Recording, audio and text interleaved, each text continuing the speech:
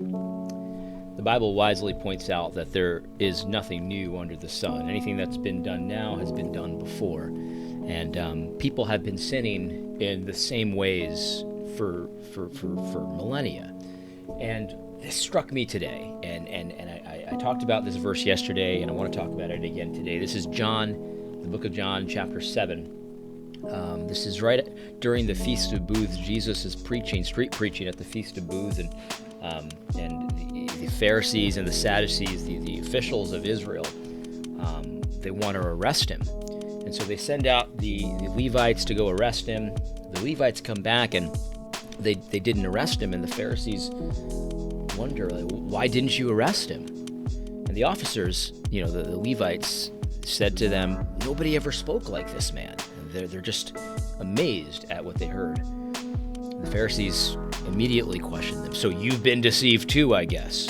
And they point out that none of the authority structures have believed in Jesus, even though that wasn't true. They said none of the authorities have trusted in Jesus, so you think you know the law? Trying to essentially make a claim that the guild, essentially, the people that were smart didn't believe in him, but it was really just the fools that believed in him. And Nicodemus was one of the Pharisees. He was one of them, and he had gone to Jesus previously in the book, and he says to the Pharisees, he says, look, does our law judge a man without first giving him a hearing and learning what he does? The idea here is that we have a law, and we have due process in that law, and the point is that you find out what's really the case. You don't start with the conclusion and then try to find facts that fit the conclusion that you've come to. And the response of the Pharisees is so interesting, and this has just resonated with me. This happens today.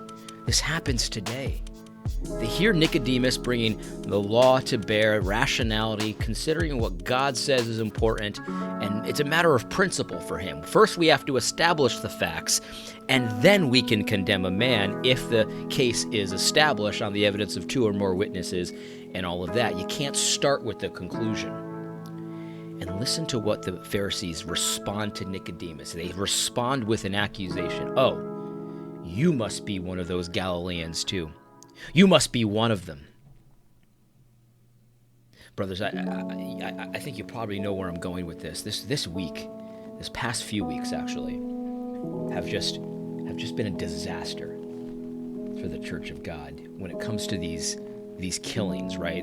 The charges of race-based killings. First it was Ahmaud Arbery, then it was this woman. She didn't kill anybody, but she called the police on this bird watcher, whatever it was. And then it was this one that came out yesterday that looks pretty bad. I mean, it looks like this officer is just leaning on this guy's neck and chokes him out, essentially, to death. And I've seen so many Christians will say things like, well, my conscience within me, I cannot stay silent any longer. We must arrest them immediately. We know what motivated all of these things. We know it's already established facts. We cannot be silent. And I even saw Duke Kwan here. He tied all these together. That's what everybody's doing. It's the same problem in each of these cases. The Ahmaud Arbery situation, it's the same problem. Some white guys wanted to kill a black jogger. That's the established facts of the case. This woman, she called the police on this guy because he was black. She knew that they would do her bidding because she was white and he was black. And then this officer who killed this man, it's all the same problem. It's all racism to Duke Kwan. You see, what happened here is that Duke Kwan had a narrative.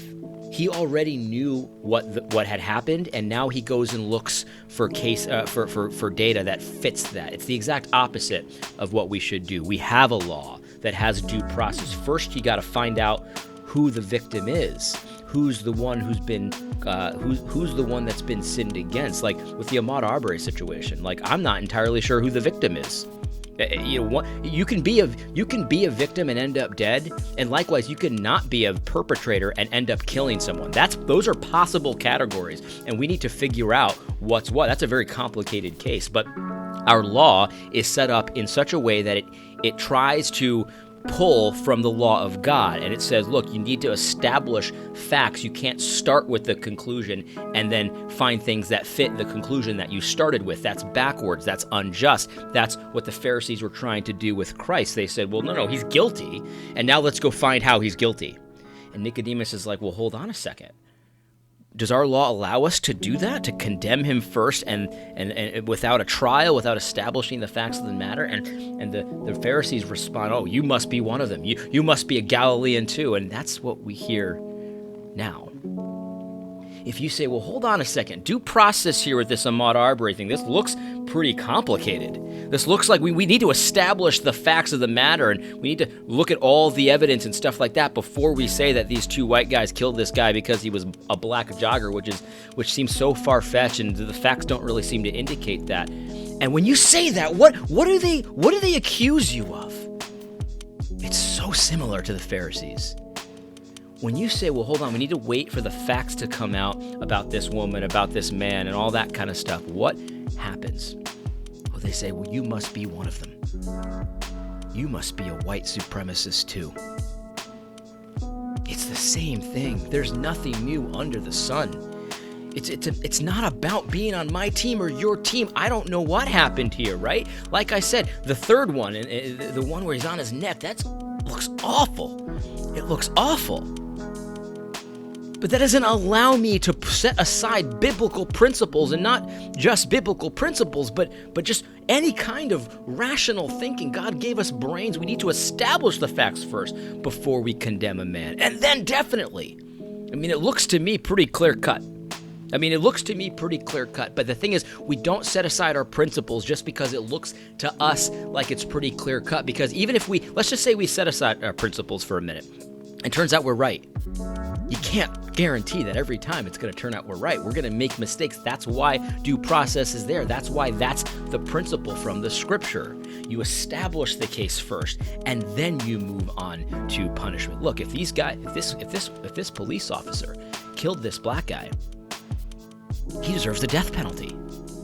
It's just, it's very simple in the scripture, but you got to establish that first. And I've seen this rodeo too many times to just jump to conclusions, because so often when people say, no, you got to accept the drumbeat. He's guilty, racism. So often it turns out to not be the case the more data that comes out. And I'm not saying that's the case here. This looks pretty bad.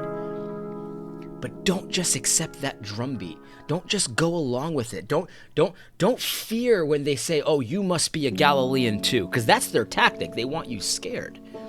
You see, most people were scared of the Pharisees. They didn't want to be Peter. He said, you're one of them. Peter's like, well, no, I'm not one of them. He was scared to death what might happen if it got out that he was a Galilean too. He was one of them. And likewise, there's so many white people right now today that are scared to death. The social justice Pharisees out there, the woke Pharisees out there, and they are Pharisees. They're going to hear you push back and say, yeah, but we got to establish the facts of them. We need data. We need to prove this discrimination. We got to prove these disparities. We got to prove this stuff. They're scared to death of the response because they know what it's going to be. Oh, you must be one of those white supremacists too. Oh, that's white fragility. You're just trying to defend whiteness and white power. They're scared to death. There's nothing new under the sun. Be a Nicodemus. Be willing to stand up to obvious breaches of biblical morality and ethics and all of that stuff, and don't let them shut you down by being scared of their accusations. Well, you must be a Galilean too. Anyway, I hope this video was helpful. God bless.